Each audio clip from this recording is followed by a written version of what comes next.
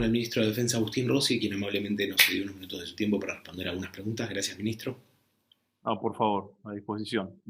Muy bien. Ministro, Vimos muchas imágenes, videos de Fuerzas Armadas o integrantes de las Fuerzas Armadas asistiendo sobre todo a los barrios populares en este contexto de pandemia. Una pregunta inevitable, cuéntenos de qué se trata, esos operativos y cuál es la política que se estaba llevando y que se va a seguir llevando a cabo en los barrios populares con las Fuerzas Armadas. Bueno, desde que empezó la pandemia, el presidente de la Nación me indicó que había que poner todas las capacidades de las Fuerzas Armadas a colaborar en la lucha contra la pandemia, ¿no? Entonces nosotros nos organizamos para eso. Dividimos la Argentina en 14 regiones, en 14 comandos de emergencia. Esos comandos a veces agrupan una provincia, a veces dos o tres, y esos comandos de emergencia funcionan a requerimiento de las jurisdicciones locales o también de lo que le pueda pedir el Ministerio o el Poder Ejecutivo Nacional. bien. Esto es importante, digamos, ¿no? Recalcarlo porque no actuamos, nosotros no decidimos dónde actuamos y cómo actuamos, sino que hay otra instancia, otra agencia del Estado que nos pide poder trabajar en este lugar, resolver este problema, hacer este apoyo, ¿no? Bien. Así empezamos a funcionar. Recibimos requerimientos de todo el país, en todo el país. Por día hacemos más o menos 80, 90 actividades. Para nosotros la actividad es una acción que se realiza durante un día, que implica movilización de personal y movilización de medios, que lo que hace que hoy ya estemos en 8.700 tareas, rumbo ya a las 9.000 tareas desde el momento que comenzó la pandemia. Bien.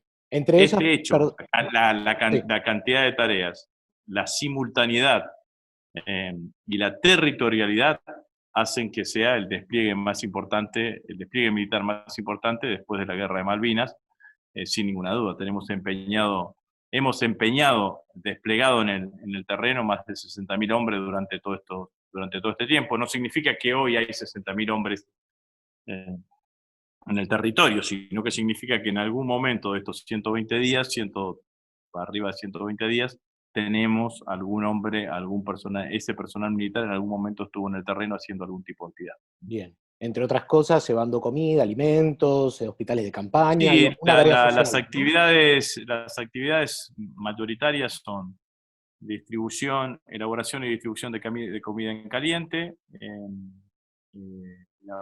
armado de bolsones y distribución de alimentos secos y también de insumos para higiene. La otra tarea importante es el fortalecimiento de las estructuras hospitalarias de cada una de las provincias, el fortalecimiento de nuestra propia sanidad militar. Tenemos 17 hospitales militares, desplegamos 2 reubicables, construimos un centro de aislamiento aquí en el apostadero naval Buenos Aires. Las fábricas, lo que es el laboratorio de las Fuerzas Armadas fabricando alcohol en gel, los talleres textiles, camisolines, primero barbijo, después camisolines o cofias para el personal de sanidad. Hicimos una reingeniería de todo nuestro sistema de todo nuestro sistema sanitario. Tenemos alrededor aumentamos notablemente la cantidad de camas críticas que teníamos, la cantidad de camas de terapia intensiva. Además, hemos hecho con la Fuerza Aérea vuelos de repatriación de argentinos que estaban en el exterior, distribución de insumos médicos en todo el país, distribución de personal médico. Mañana está saliendo un avión de la Fuerza Aérea llevando médicos a Resistencia, a Jujuy y volviendo por Córdoba. Hay un gran aporte de nuestro personal más de cuadros, el personal de oficiales, que son los que tienen un gran sentido de organización y de distribución logística y de qué manera se resuelven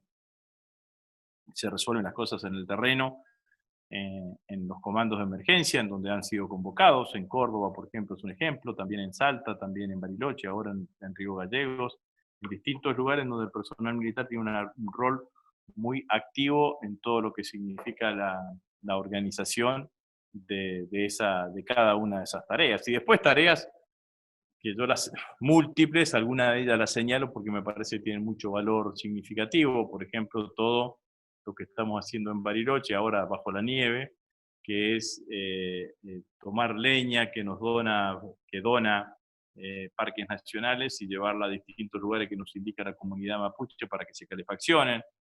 Digo simbólico porque, bueno, la historia del ejército y la comunidad mapuche no siempre fue coincidente, digamos, ¿no? Entonces me parece que vale la pena también en eso, en eso tenerlo muy en cuenta. Hace unos días vimos un video en el que un jefe militar estadounidense presentaba a Trump a militares de Brasil y Colombia. Trabajan para mí, les decía. No sé si lo habrá visto, pero en ese caso, ¿qué le generó? ¿Y cómo definiría las estrategias geopolíticas argentinas en un mundo y una región tan compleja y con visiones tan encontradas? Bueno, Brasil y Colombia tienen una política muy de alineamiento con los Estados Unidos. De hecho, me parece que hay un general brasilero y personal, un general también colombiano, que tienen funciones jerárquicas dentro del Comando Sur. En el caso de Colombia, usted sabe que el Plan Colombia le ha significado un flujo de recursos al Estado de Colombia y que ha incorporado un potencial logístico en su ejército, y ese es un plan financiado de hace 10 años, 12 años por parte de los Estados Unidos. Y Brasil es la séptima economía del mundo, así que son ellos dos los dos ejércitos más importantes que tiene, los dos ejércitos más importantes que tiene hoy América Latina, digamos. Así que no me sorprende eso, en términos generales, independientemente de que nosotros tratamos de tener una buena relación con las Fuerzas Armadas brasileras, con el ministro de Defensa de Brasil, que es un militar. Yo me he comunicado no menos de 3 oportunidades durante estos meses de pandemia para intercambiar experiencias, ver qué es lo que estábamos haciendo y actuando cada uno.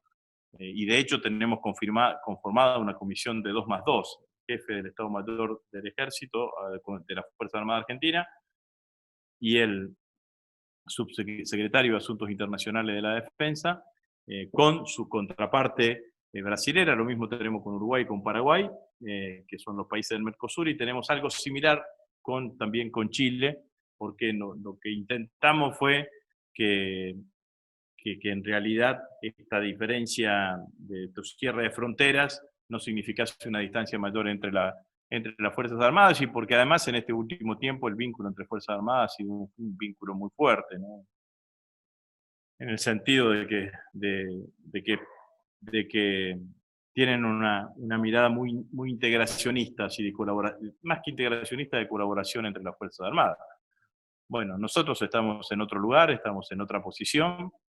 Nuestra posición es una posición de sostenimiento de buenas relaciones con todos los países del mundo, de cooperación en la medida que sea posible, de una ubicación en el escenario geopolítico que tiene que ver con la política internacional nuestra, que es visualizamos todo lo que pasa en el mundo, vemos todo lo que pasa en el mundo, no tomamos partido por aquellas cosas que no correspondan a los intereses propios de nuestro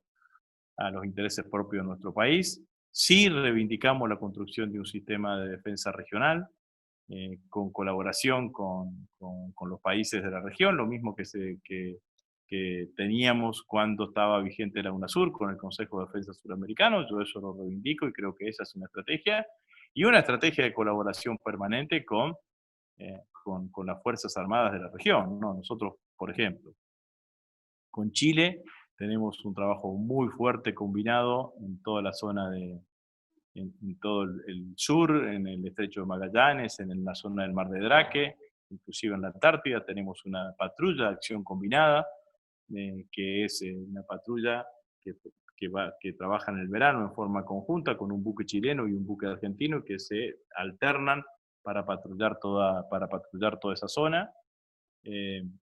Nosotros tenemos voluntad de que eso que hacemos en el mar, trasladarlo a la Antártida, trasladarlo al territorio de la Antártida, y sueño que en algún momento podamos lograr tener una base conjunta, un refugio en la Antártida de manera conjunta. Y con Brasil tenemos una relación histórica muy buena, desde todo punto de vista de la colaboración. Así como con Chile La mirada sobre la mirada sobre la Antártida es una mirada muy intensa y que nos unifica, eh, con Brasil, entre Brasil y Argentina. eh, bueno, sumémosle el pedacito de Uruguay, son los que tienen el mayor litoral marítimo del Atlántico Sur, ¿no? Sí. Son los países que tienen el mayor. Así que ahí también hay una mirada y una coincidencia y una forma de trabajar, independientemente de los signos políticos de los gobiernos que están en cada país. Bien, ministro, todo lo que está planteando implica una gran inversión, ¿no? Y también una de las cosas que queríamos saber era, eh, pensando ya en la pospandemia, como se dice, o en lo que pueda llegar a venir después de esto, ¿cuáles son los planes? Digo, históricamente, fabricaciones militares, por ejemplo, fueron sectores de empuje y de gran dinamismo industrial. ¿Se piensa ya en un plan desde el sector defensa para dinamizar la industria, la economía, para aportar desde ese lugar? Por ejemplo, fabricaciones militares. No, sí. Lo primero que hay que decir es hablar un poquito sobre el equipamiento de las Fuerzas Armadas Argentinas. Claramente deficiente. Nosotros necesitamos reequipar a las Fuerzas Armadas. La verdad que durante todos estos años la política de defensa y por lo tanto el equipamiento del instrumento militar quedó atravesado por dos concepciones que no alentaban el equipamiento. Por un lado, aquellos sectores más progresistas, más comprometidos con la democracia, con el fantasma del rol político que habían tenido las Fuerzas Armadas durante muchísimo tiempo, había toda una idea de la forma de quitarle poder al partido militar era de financiarlo. Y en gran parte eso se llevó adelante. Y por el otro lado, aquellos del pensamiento liberal en la Argentina, lo que decían era exactamente lo mismo. Había que achicar el Estado, entonces también había que achicar las Fuerzas Armadas. Bueno, esos dos pensamientos, me parece que ahora estamos en una etapa distinta, ¿no? Hoy, claramente, el oficial más antiguo que tienen las Fuerzas Armadas, que es el jefe del Estado Mayor Conjunto, su primer destino fue en el año 1984 en Tartagal, gobierno como subteniente, gobierno de Raúl Alfonsín, o sea que no hay ya oficiales, no hay en actividad personal que haya tenido revista activa durante los 7 años de dictadura militar. Y el rol que han ocupado las Fuerzas Armadas en este tiempo, claramente ponderado y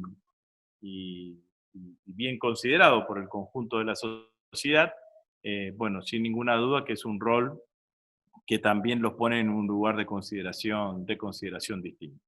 Bueno, pero esas dos cosas que sucedieron en nuestro país hizo que, cuando uno mira el concierto latinoamericano, nuestro país ha decrecido en lo que significa equipamiento militar, inversiones en materia de defensa.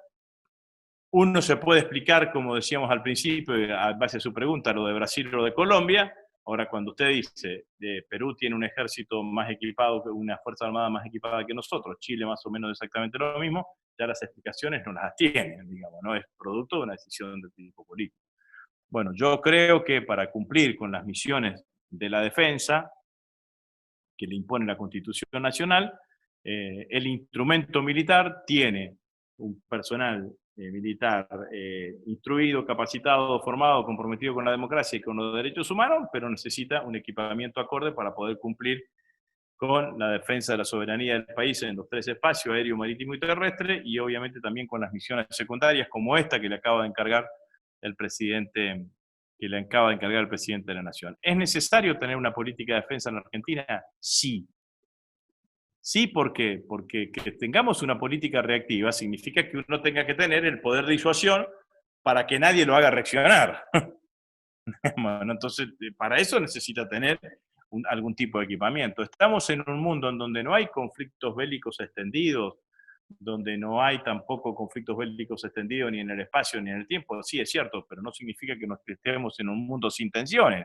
Nosotros somos el octavo país en el mundo en superficie, somos un país subpoblado, tenemos una enorme cantidad de riquezas en cuanto a recursos naturales, y además yo creo que tener una política de defensa hace a la autoestima de los pueblos. Digamos, un pueblo que se siente defendido, se siente cuidado, se siente con la estima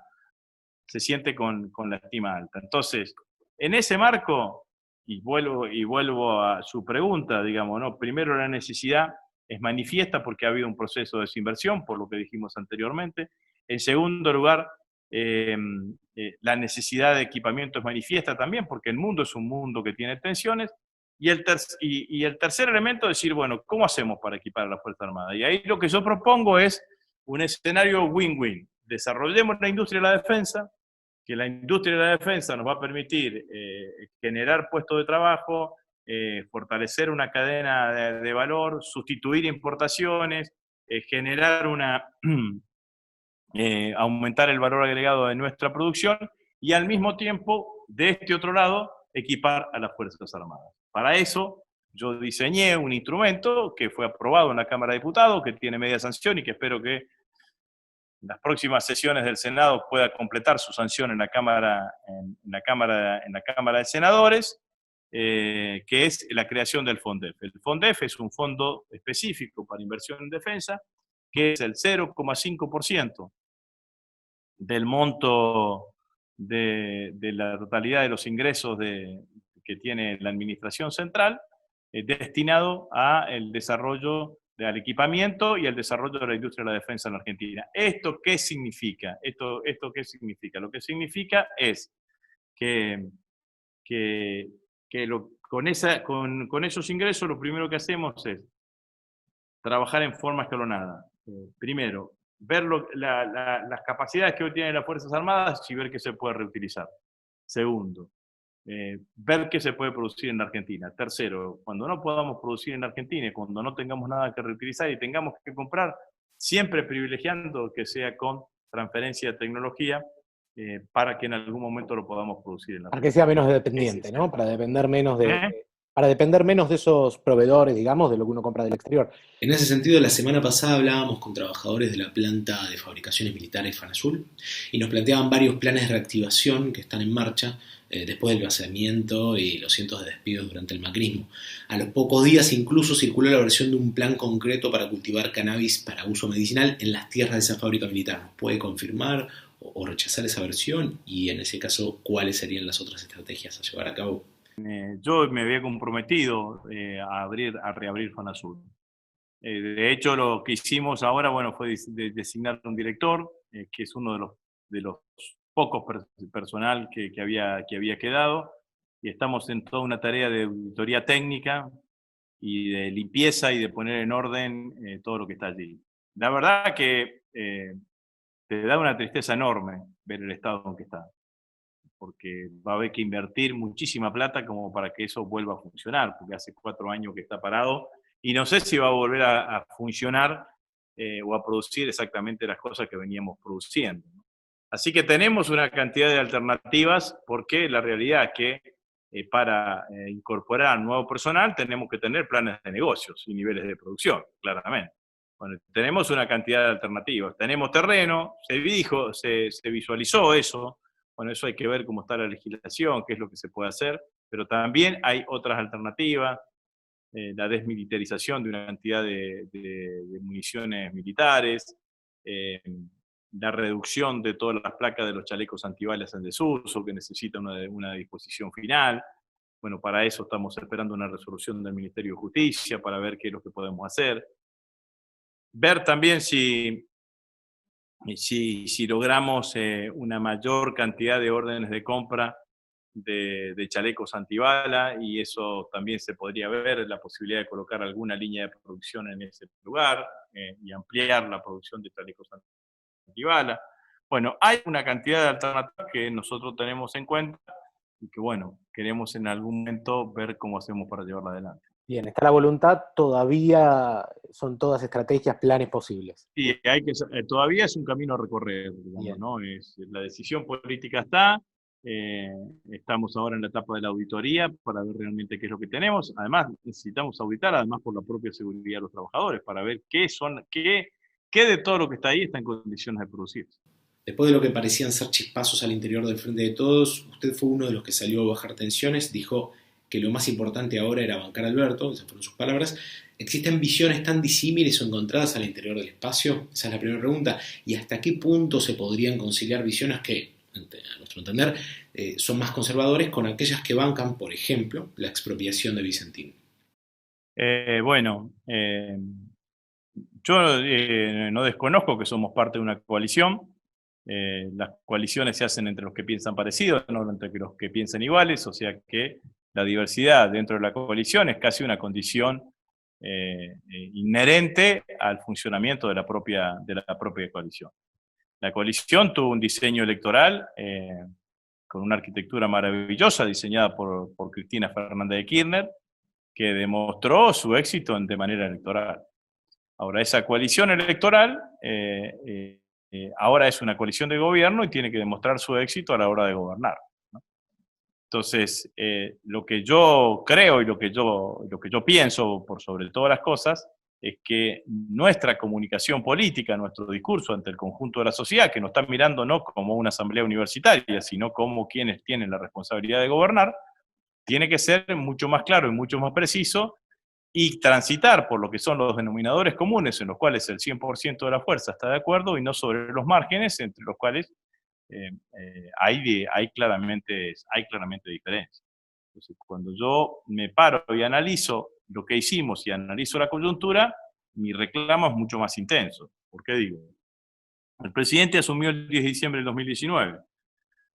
Asumió con una crisis económica que la conocíamos, pero no, obviamente uno la termina de conocer en su gravedad y en su intensidad y en su profundidad cuando llega al gobierno. Cumplió con promesas electorales que había tomado. En Argentina hoy los jubilados tienen medicamentos gratis y tienen medicamentos gratis. En la Argentina el presidente de la Nación dijo que su principal política pública iba a ser la lucha contra el hambre, Argentina contra el hambre, y ahí está la tarjeta alimentar repartida en todas las provincias argentinas. Con todo ese impulso el presidente fue el presidente con todo ese impulso, con un apoyo internacional enorme, recordemos esa gira internacional que hizo entre diciembre y enero, me parece sí, entre diciembre y enero, el presidente por los países europeos, en donde se reunió en 10 días con los principales presidentes de todo el mundo, o con la mayoría de los principales. En ese marco, el presidente va el 1 de marzo a la Asamblea Legislativa y da un discurso fundacional para su gobierno, para sus 4 años de gestión. 2 días después aparece el primer caso de COVID en la Argentina, el 3 de marzo. El 9 de marzo la Organización Mundial de la Salud declara pandemia. Desde ese momento tenemos más días gobernando bajo el COVID que sin el COVID. Entonces, el presidente se puso al frente de la gestión, de la respuesta de la Argentina ante el COVID, y lo hizo muy bien. Pero además de todos los problemas que tenían todos los países del mundo, que era resolver el problema de la pandemia, nosotros además teníamos que resolver el problema de la deuda que no generamos, que generaron los otros irresponsablemente y que nos teníamos que hacer cargo nosotros. Y el presidente se puso al frente de la gestión de la deuda. Pero como todos sabíamos que la pandemia iba a profundizar la crisis económica, generamos instrumentos que son valorados absolutamente por todos, como por ejemplo el IFE, que este mes va a significar el mes que viene 90.000 millones de pesos de esfuerzo fiscal, o el ATP, destinado fundamentalmente para que las empresas no caigan, no quiebren y que puedan seguir funcionando y que no despidan trabajadores. En ese marco y en estos 6 meses llegamos a esta coyuntura, una coyuntura en donde tenemos el momento más agresivo de la pandemia. Tenemos el último tramo de la renegociación de la deuda. Aparecen algunas señales de recuperación económica tenues que hay que acentuar y que hay que tratar de llevar adelante. Y además ha aparecido este último mes un sector de la oposición mucho más virulento, con mucha más violencia verbal, que utiliza cualquier elemento que tenga alrededor de la vida del escenario político y social argentino como para tratar de dañar al gobierno. Entonces, con lo que hicimos y en esta coyuntura digo, bueno, en el lugar en donde yo me paro en este momento, lo que hay que hacer es fortalecer el liderazgo del presidente de la Nación, porque yo conocí a Néstor Kirchner en el 2002. Hace 18 años que transito este camino. Viví momentos difíciles y momentos felices. Ahora, en los momentos difíciles salimos, en los momentos difíciles, con un fuerte liderazgo y con una fuerte unidad detrás de ese liderazgo. Y yo creo que esto es lo que tiene que tener hoy el espacio político. Si el espacio político, en lugar de comunicar todo esto que yo le dije recién, que lo escucho poco en los compañeros que van a la radio, a la tele y demás, y que no aparece, comunicado con tanta precisión y que solamente da un pantallazo de la magnitud que hemos tenido en el marco de la gestión durante todo este tiempo. Y lo que aparece son claramente las diferencias. La verdad es que parecemos universitarios, porque los opositores, cuando usted lo que hace es en la comunicación no privilegiar, cuando usted genera las condiciones para que los otros le privilegien en la comunicación sus diferencias, los opositores se hacen un festín y los periodistas se hacen otro festín. Entonces, lo que yo creo es que lo que tenemos que asumir es que estamos gobernando la Argentina en una situación de muchísima dificultad y necesitamos claramente unidad en la acción. ¿Significa que tenemos miradas iguales? No, no significa que tenemos. ¿Significa que las tienen que esconder? No, no las tienen que esconder. Si un compañero considera que es necesario decir que está en desacuerdo con lo que dijo el representante argentino en Naciones Unidas con el tema de Venezuela, que lo diga, pero que por favor primero recite 6 o 7 puntos de los cuales estamos de acuerdo, que son los que nos unifican absolutamente a la totalidad del Frente de Todos. Esto es. Bien, bien. Habló de los periodistas en general, digo, entiendo a qué quiso quizá referirse, a un sector hegemónico, pero un sector hegemónico del periodismo, digo, ¿no? No estoy criticando al periodismo, digo, si un espacio político que es oficialista, que conduce a la Argentina, expresa diferencias, es lógico que el periodismo resalte esas diferencias. Sí, claramente. Y es cierto que hay un periodismo que está esperando leer sangre para salir a atacar, lo mismo en relación a un pequeño sector de la oposición, ¿no? Sobre lo anterior, me gustaría conocer cuál es para usted la mejor estrategia para el caso Vicentín. No, yo comparto la estrategia que está llevando adelante el gobierno de la provincia. El gobierno de la provincia de Santa Fe me parece que es la estrategia, que es una estrategia sobre todo inclusiva hacia el sector agropecuario. Entonces me parece que esa estrategia del fideicomiso, de una empresa mixta, en donde aparezcan los damnificados por Vicentín, donde aparezcan claramente los que tienen una creencia con Vicentín, me parece que ese es el camino. Aún con un poder judicial, en este caso el juez de Reconquista, con un claro sesgo a favor de los empresarios que Yo nací a 70 kilómetros de Reconquista. Nací en la localidad de Vera. Era previsible.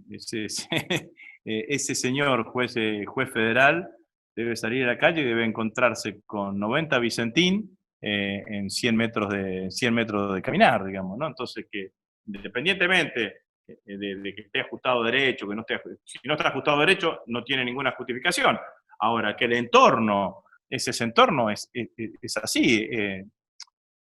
A ver, para decirlo claramente, la conducción actual de Vicentín, los Nardelli, Padoan, la verdad que lo mejor que le pueden hacer a Vicentín es irse. Porque lo que han hecho con una empresa que tiene 90 años no me merecen ninguna estima, ni no me generan ningún respeto. Lo que hicieron con el endeudamiento, con haber declarado el default, el vaciamiento de sus patrimonios personales, todo eso estará parte en la justicia, que se investigue y demás. Después, la realidad es que Vicentín es una empresa que tiene 90 años, que creció en una ciudad que hoy no tiene gas natural. Claro. ¿Me entiendes? Entonces, es imposible que no haya un sector, no toda la población, un sector de la población de Reconquista y Avellaneda, que no tenga una corriente de afecto, más que de afecto, de pertenencia, digamos, ¿no? Al Estado Nacional lo ven lejos allá en Buenos Aires. Los otros están ahí. Digamos, ¿no? Alguna vez le hicieron un favor a un padre, a un tío, a un amigo. Tu mujer va al ginecólogo y resulta que la ginecóloga está casada con un sobrino de un primo. Entonces, toda esa relación, más otro hecho que nuestro espacio político tiene que reflexionar y que tiene que entender esto para hacer política. El sector agropecuario es de los sectores, sociológicamente, es el sector que está más lejano a las regulaciones del Estado, no solamente en la Argentina, en el mundo. Por eso, los farmers le dieron el triunfo a Trump, en Brasil están con Bolsonaro, en Francia están con Le Pen, no digo la totalidad, la mayoría, y acá la mayoría de ellos seguramente habrán sido, cuando uno ve la votación, habrán sido una gran parte de ellos votantes votantes de Mauricio Macri. Entonces, el otro día un colega suyo me decía, bueno, está claro que si porque uno se hace una pregunta, digamos, ¿no? Hay 2.000 productores a los cuales le debe Vicentín. Ninguno de ellos se movilizó a favor de la intervención del Estado. Ahora, seguramente que si Vicentín hubiese logrado un acuerdo con Cargill, estarían todos contentos. Bueno, pero es así. Lo único que uno no puede hacer en política es tratar de que la realidad se acomode a lo que uno piensa. Es otra la realidad, digamos. Entonces, me parece que además, encima, con la historia de hace 11 años atrás, o 11 o 12 años atrás, de lo que fue la 125, entonces, ¿qué pasó? El presidente, con toda la intención, dijo, bueno, acá hay una empresa que se está hundiendo, me acerco yo a tratar de rescatarla. Y los que se estaban hundiendo dijeron, mira, no queremos que nos rescate vos. Y atrás de eso, bueno, apareció toda la oposición política en la Argentina y otros para tratar de recrear el clima que existía en la 125, que bueno, por suerte el presidente hábilmente se escapó de ese lugar, se escapó de ese lugar claramente, pero por eso me parece que esta estrategia que lleva adelante el gobierno de la provincia de Santa Fe, que vuelvo a decir, que es inclusiva del sector agropecuario, que no es vista como invasiva por el sector agropecuario, me parece que es la estrategia que hay que apoyar, que a mí me parece que es la estrategia más razonable, y después claramente hay que investigar a las autoridades del Banco de la Nación que dieron el crédito y hay que investigar a las autoridades de Vicentín que tomaron el crédito, digamos, ¿no? Y en eso hay una causa y yo creo que el Banco Nación, las actuales autoridades del Banco Nación, seguramente, no sé si ya han presentado, pero seguramente tendrán que ser querellantes para saber cuáles son las responsabilidades de las autoridades del banco para haber dado semejante crédito y para no haber aprovechado las diferentes circunstancias para recuperar esa creencia que tenían mirando hacia el costado. Muy bien. Ministro Rossi, gracias por este tiempo y la buena predisposición para responder todas estas preguntas. Bueno, muchas gracias. Adiós. Hasta luego.